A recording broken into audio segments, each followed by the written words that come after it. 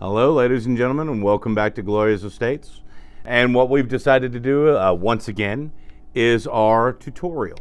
Now, we're going to have to, of course, switch it up a little bit. And tonight, I wanted to go over with you one of my favorites, self-admitted colored stone nerd, gemstone fan. Now, we couldn't do every gemstone in one night unless everybody here had 6 hours. I don't. But we're gonna kind of narrow it down a little bit, and we're gonna do birthstones tonight. We're gonna run through a whole bunch of them, tell you some fun facts about them, and see what you like, see what you don't, give you ideas of what you really need to look for in jewelry and what you want and what we can help you with. So first off, let me caveat everything by saying that I am not GIA certified.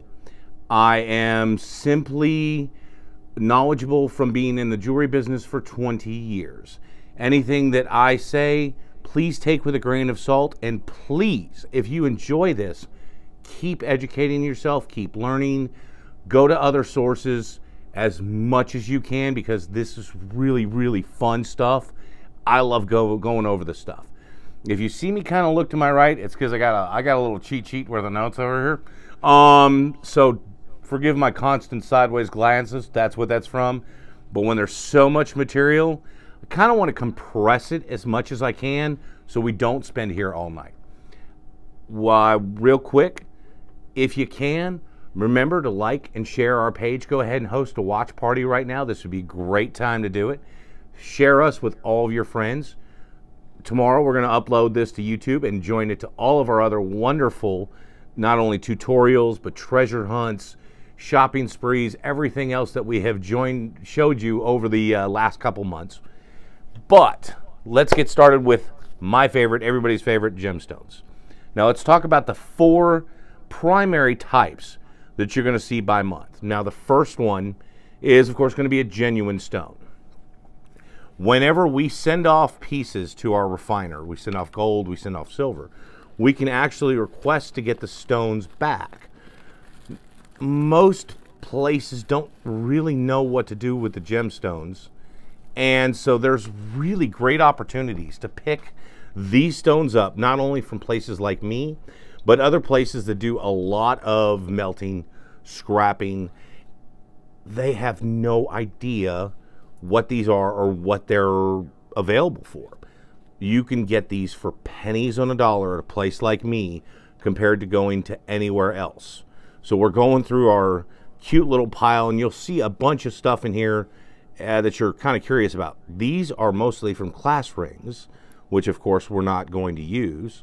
So we're going to pull these aside, but we see a whole bunch of other beautiful things. Now we're going to start with this one for one primary reason. This gorgeous amethyst garnet represents January's birthstone. So I was just talking about the 4 types of stones for a month. The first one's going to be genuine. The second one is going to be a lab created. The third one's going to be synthetic. And the fourth one is going to be like an alternate, something that most people can substitute. Well, as we go through garnet, the one cool thing about garnet is that they're not very expensive.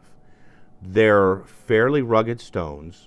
They last a very long time, and they don't vary in prices according to carat. If you watched our diamond tutorial, one of the things that we talked about was that the larger a diamond gets, it doesn't double in size, it quadruples in size. Well, when you come to stones like garnet, it doesn't apply. If you have a 1/2 carat stone or a 1 carat stone to a 4 carat stone, that price doesn't quadruple every time. It barely moves up hardly anything. In fact, most of the money when you're looking at having a cut garnet is not the garnet. It's actually paying somebody to cut the garnet stone. So you're not going to see a whole lot of lab created or synthetic garnets. And also at the same time, there's no reason to have an alternate. So January babies, garnet is a beautiful stone. It's a wonderful stone. Unfortunately, they do get valued very low. So right here we're looking at a stone that's probably right around a 3-carat stone. If you were going to go into a jewelry store and order it, and they had to order it from one of their sources, it's probably only between $100 and $150 stone to order from a gem warehouse, a jewelry supplier. Somebody like me, if I'm looking at this, it's $10. Maybe less if you sweet talk me, trust me. So when it comes to garnets, there's no reason for a lab, there's no reason for an alternate, and there's no reason for a synthetic. Well, let's keep rolling. Covered January pretty well. February is the next one. For any of you that follow our shows and our page, you'll know that that's my birthstone. Now, amethysts, again, are a fairly hard stone.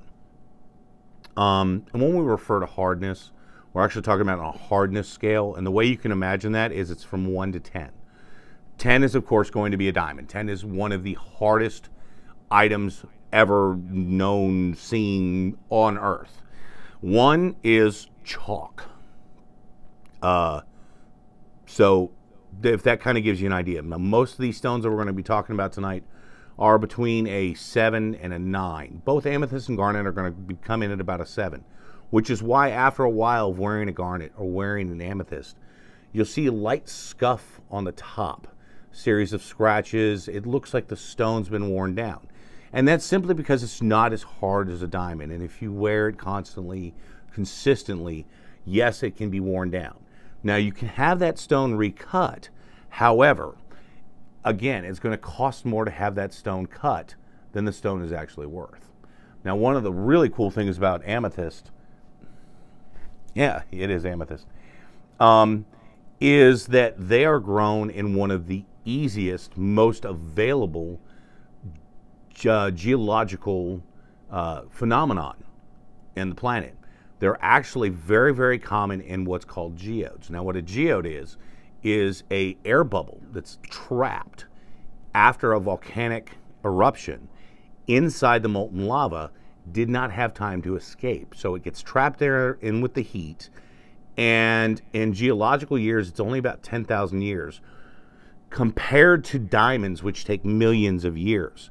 So they actually occur very, very frequently. Geodes can be as large as a car and small as pebbles. One of the really cool things is I love collecting rocks. I love collecting gemstones to the point that you can actually find amethysts lying in creek beds in Arkansas, in Chihuahua, Mexico, and any place that has had a lot of volcanic activity. And then these air bubbles, these circular forms are pushed to the top, and you can find them literally laying in a creek bed. That's actually where this one came from. This one came out of Arkansas, and these are uncut natural amethysts.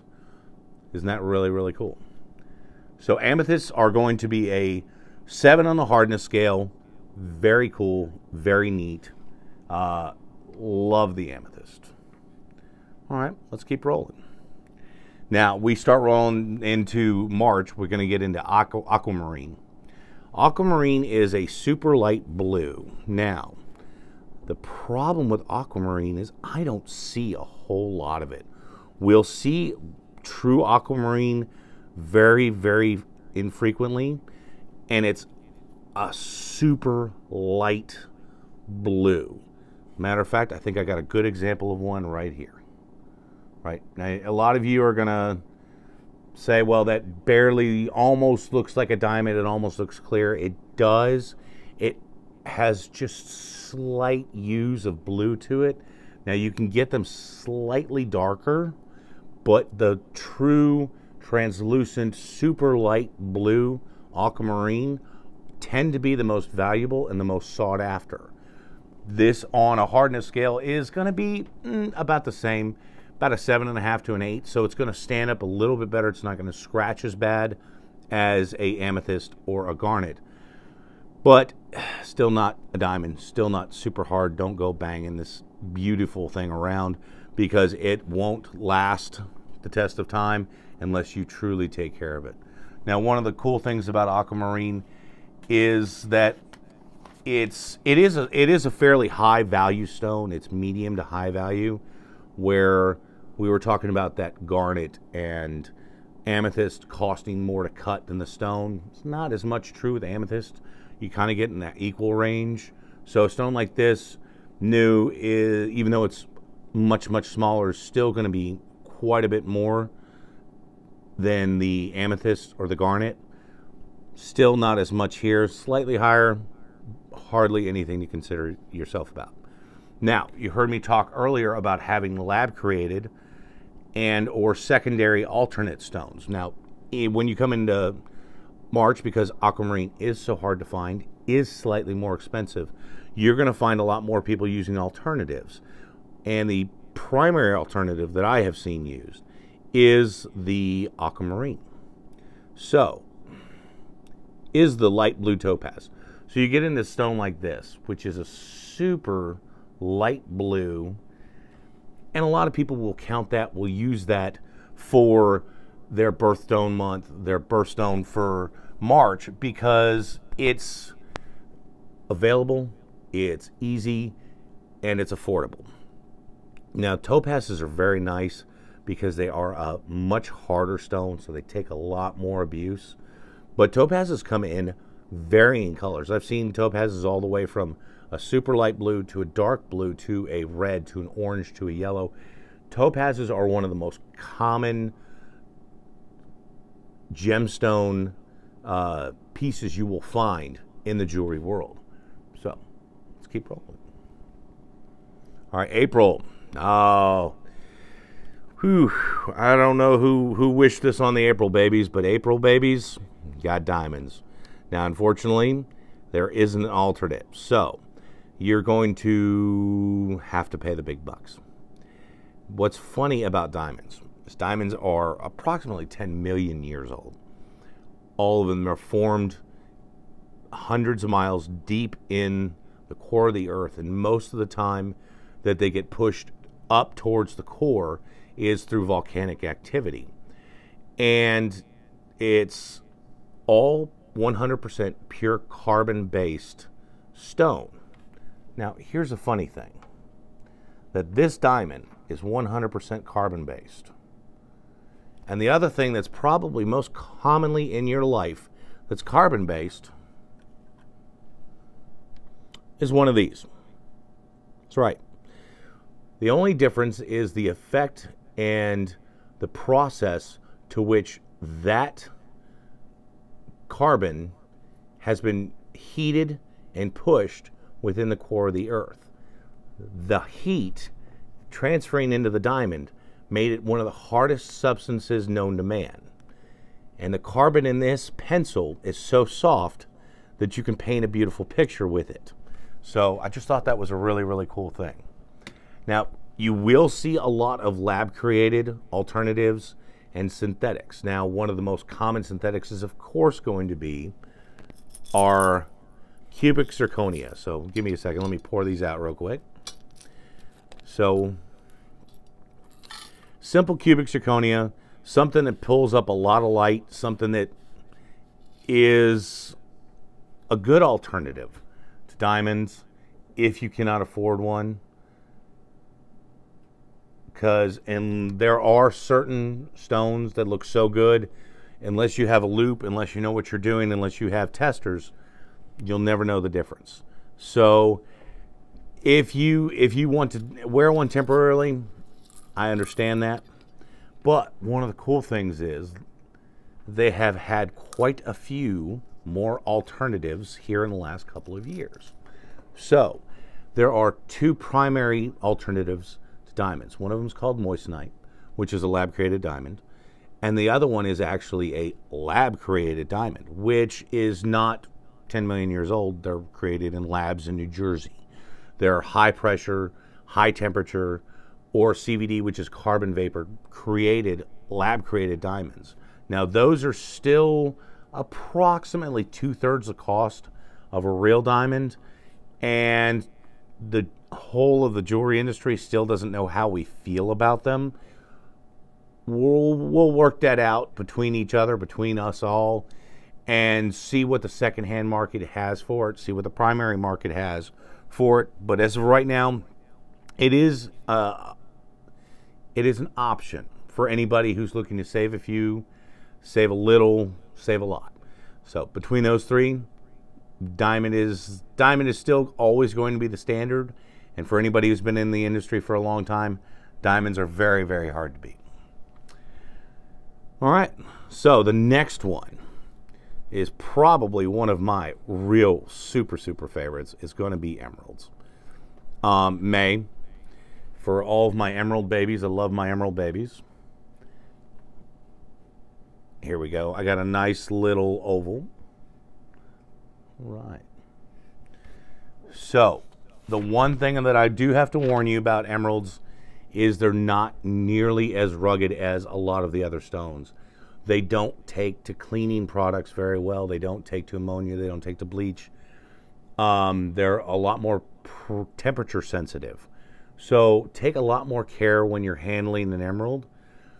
And oils can actually change the color of an emerald, even if it's temporary or long-term. So be careful when around using heavy oils, mineral spirits. You can actually suck color out of an emerald and it looks more like a beryl. Now, the funny thing is emeralds and green beryls are chemically almost the same. The only thing that varies between them is the deep, dark coloration that an emerald traditionally has. And a lot of times, you'll have gemologists study them and argue whether or not this is a green beryl or an emerald strictly because of the coloration of the emerald. I apologize. All right. So, what that moves us on to is not just emeralds, but moves us on to the secondary of this one. Now, you will find lab-created emeralds. They are traditionally a lot deeper and a lot darker than your lab-created or your natural emeralds. Remember, your natural emeralds are traditionally going to have a lot more inclusions. They're going to be very milky. Where if you come into a lab-created or a synthetic, it's going to be a lot more clean, a lot more clear.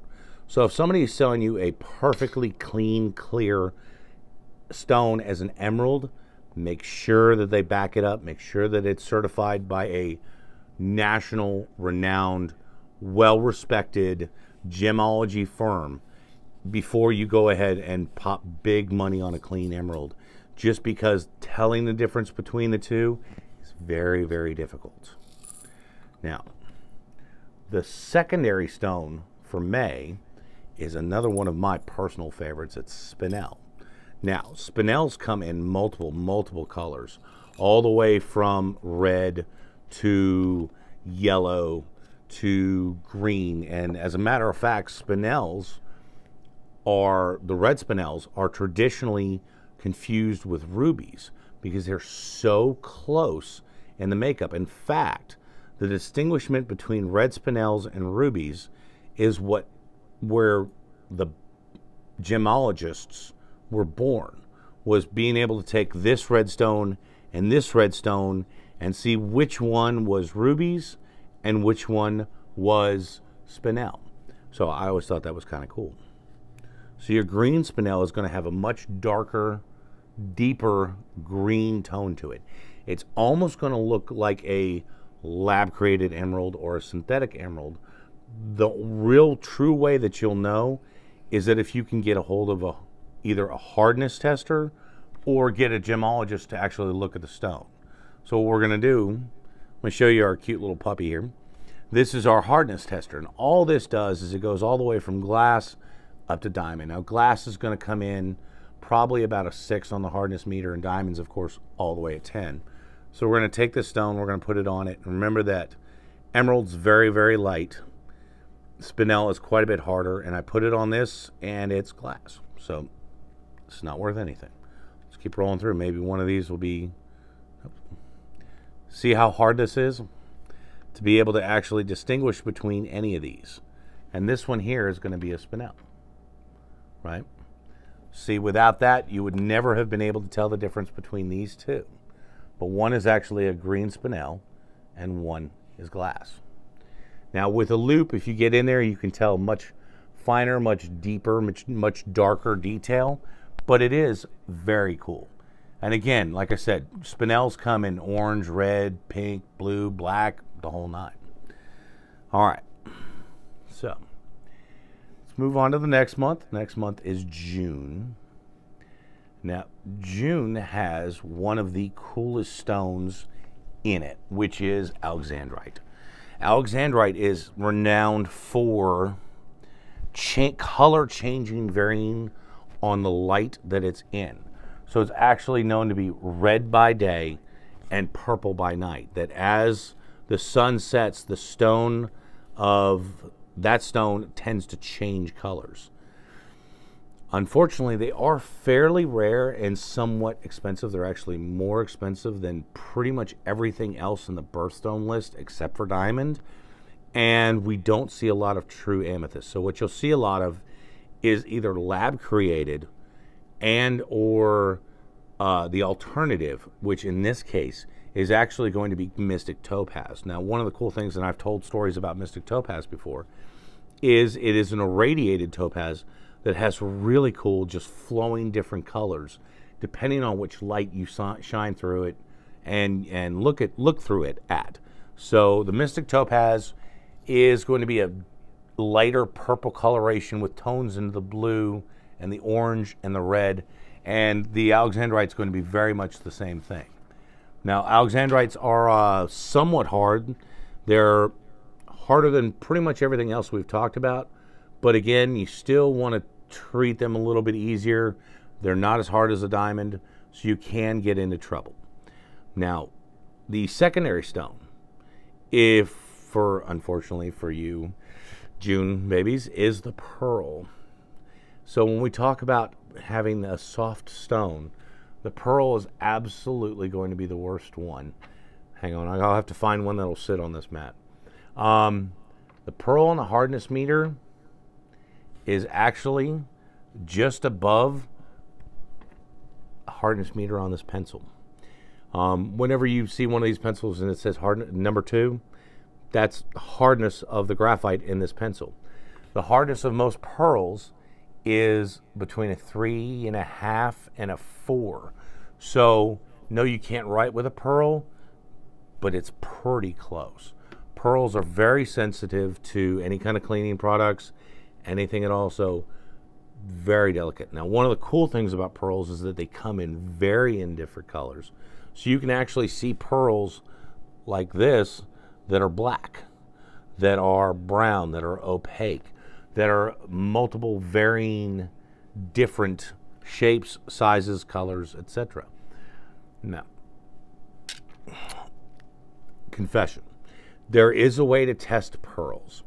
Of course, the scientific way is to take a X-ray and look all the way through the core to the pearls. The jeweler's way, the common way, is to take them and rub them against your teeth and feel for grit. I've never had luck doing that. I honestly never have. I will always prefer to take a look at the sheen of the pearl, the look of the pearl, and be able to tell from that. The other way that you can traditionally tell is if you're looking at a strand of pearls, you want to see what quality they are. Look in between the pearls at the string. I'm going to get you a better look at this. Okay? So here's what we're doing. What you want to do is pull these apart, and you'll see a little gap in there with a string. Now, if you can pull them apart and move them one at a time, it's going to be a lower quality string of pearls. When you get into the higher quality string of pearls, like Mikimoto, like everything else, they're going to be tied in between each and every pearl. You're not going to be able to move every single pearl independently. Now you'll find some of these that are strung between every third pearl, between every fifth pearl, or like this one, which is none at all. That shows the quality of the pearls and the quality of the marksmanship on the piece. So always pay attention to that, because the quality of the marksmanship is extremely important. They don't take junk and put it in good pieces, and they don't take good pieces and put it in junk. One of the really quick and easy dirty ways that I can tell whether or not it's a real stone or not is if it's in 18 karat, I'm almost going to guarantee without looking at the stone through a loop that it's a real stone. If it's in 10 karat, most of the time you're going to be seeing an alternate, a lab created, or something else. Unless it's a less expensive stone like a garnet, like an amethyst, like a topaz, something that it doesn't matter how big, small, etc. it is, because there's so many of them around that they're affordable for everybody. But you start getting into the high dollar sapphires and the high dollar rubies and the high dollar pearls. Look at the marksmanship of the piece, look at the gold on the piece, and that will really help you make a decision whether or not you think that piece is genuinely real or not. So, all right, let's roll on to July. All right, now rubies are, of course, one of my favorites. They are also one of the hardest stones.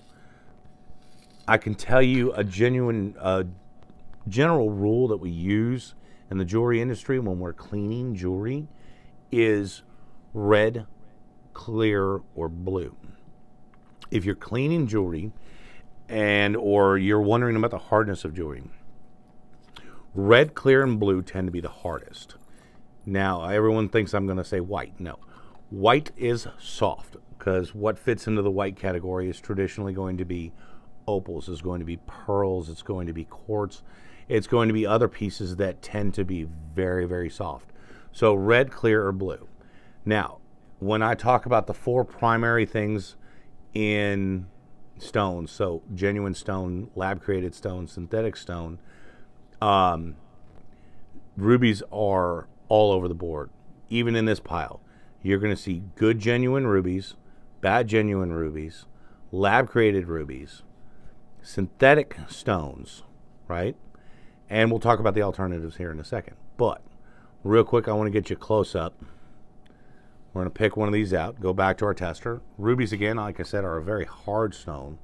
So as soon as we put them on our tester, look at that. They pop all the way to the top.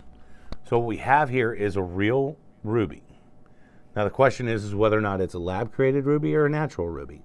Remember what I was talking about? If it's too clean, if it's too clear, a lot of times it's not. So what we're probably looking at here is a lab-created sapphire.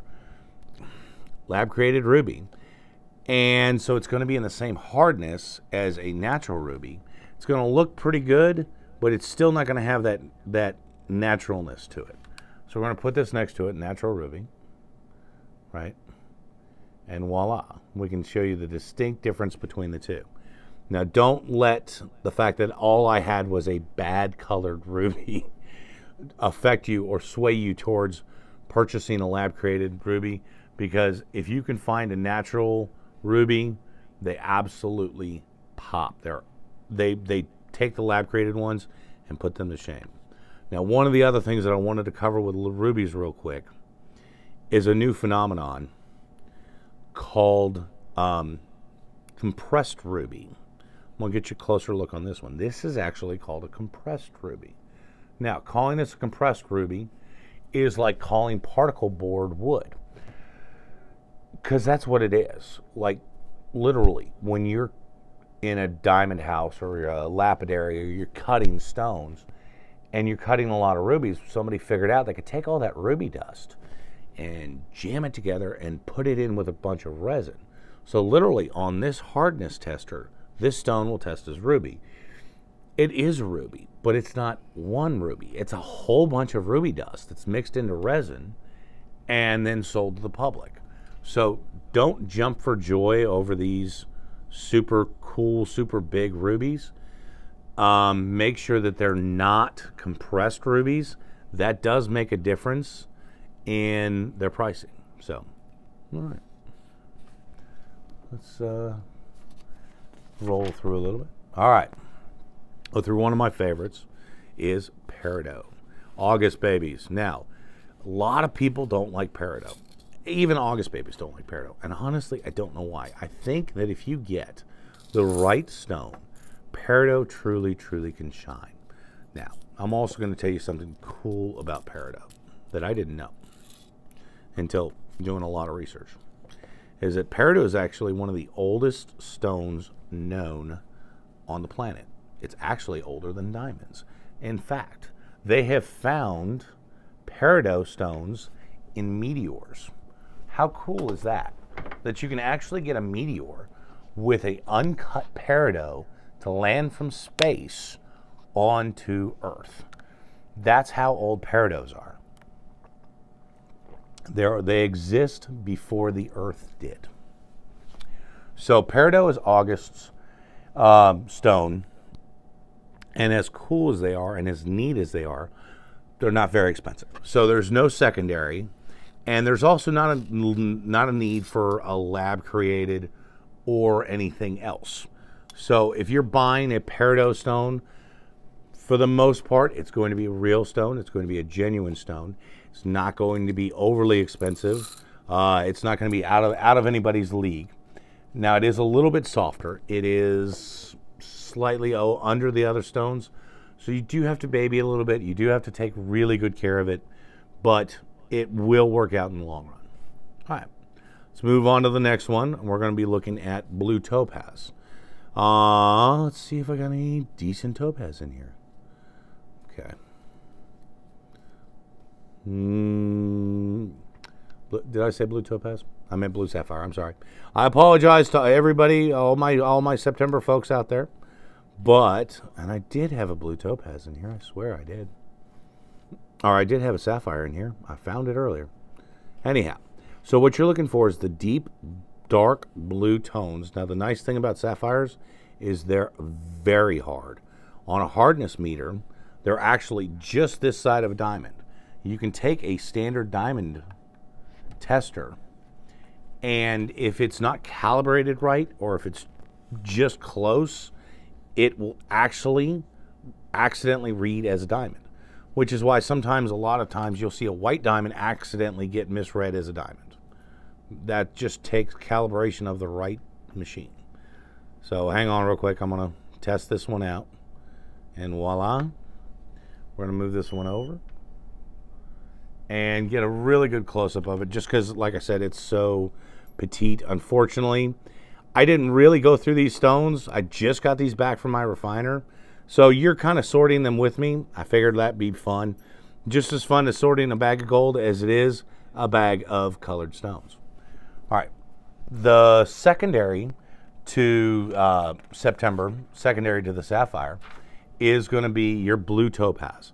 Now, what you're going to see there is you're going to see the stones like the London blue topaz, which are very hard, have very deep, dark blue hues to them that are really cool. This one here, very similar. And like I said, it has that similar coloration. To me, this is one of the hardest stones to actually differentiate between the two.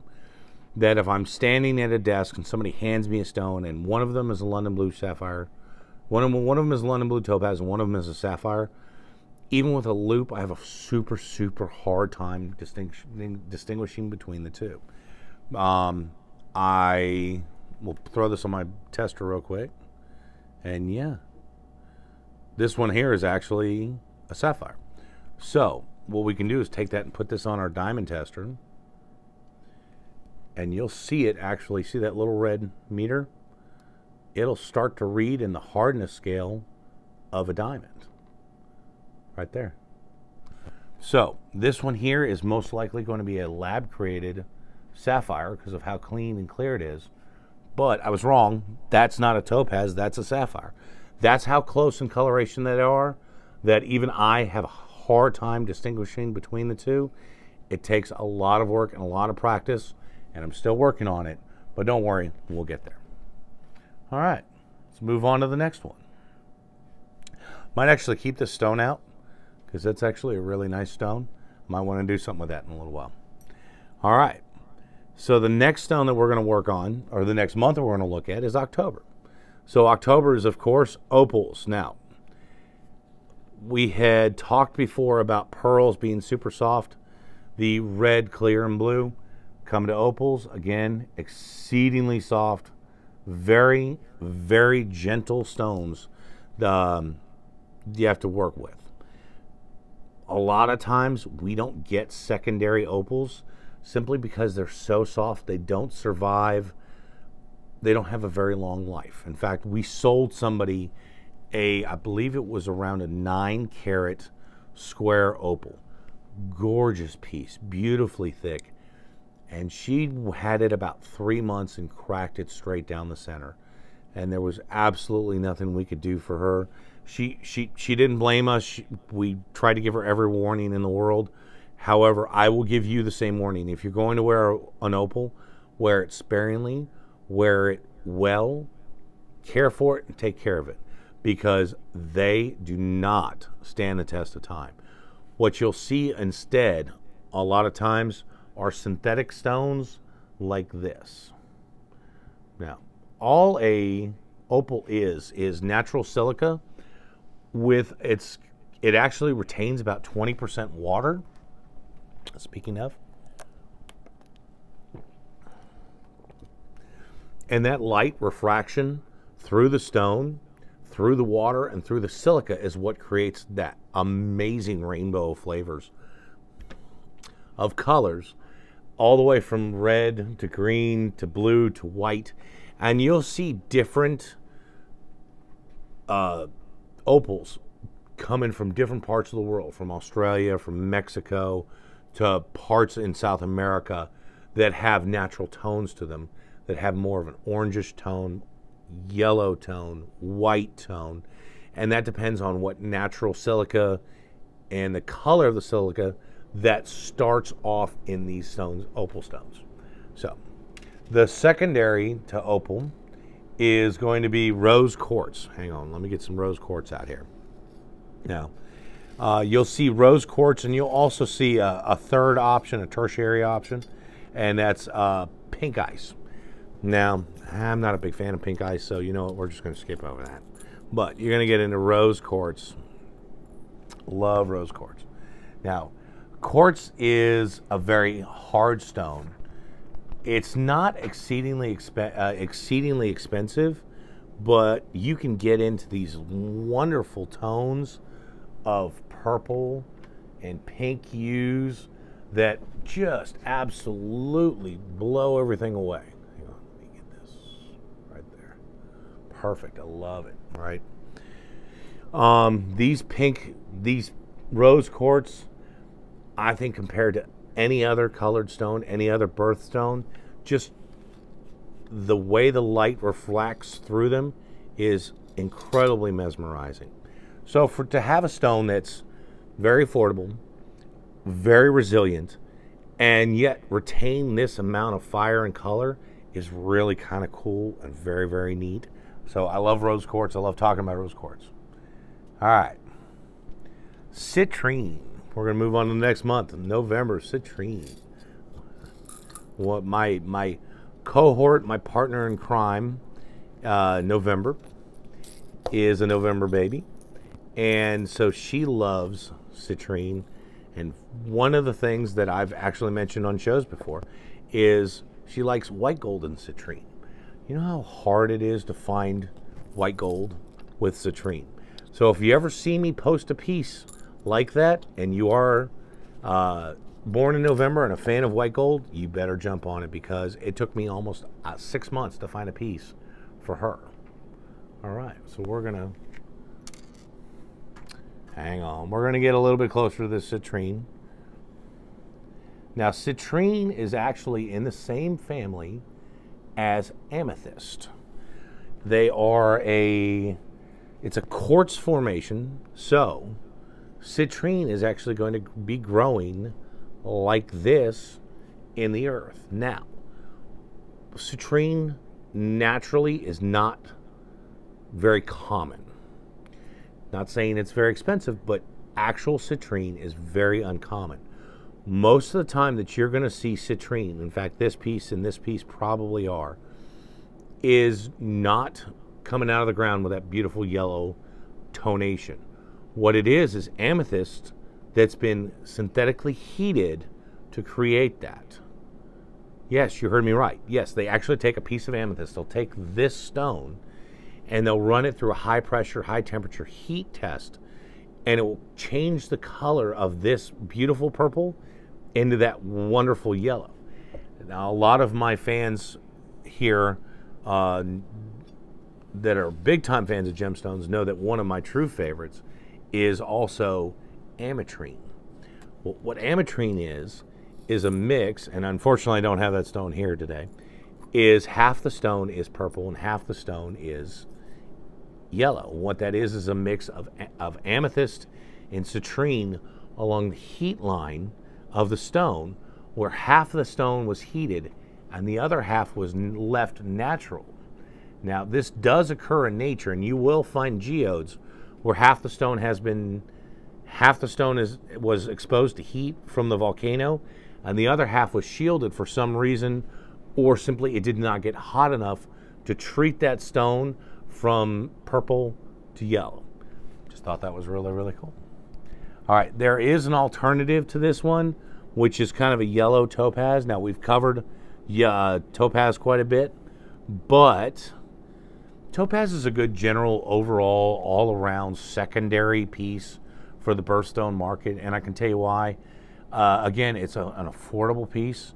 It's a hard piece, so it does stand the test of time, and they come in so many varying colors that topaz will come in all the way from white to super dark blue and every shade and hue in between, simply because it is one of the most common geological formations on the planet. All right, so the last one we're going to do is a blue zircon. Now, blue zircon, and zircon is everybody thinks of cubic zirconia.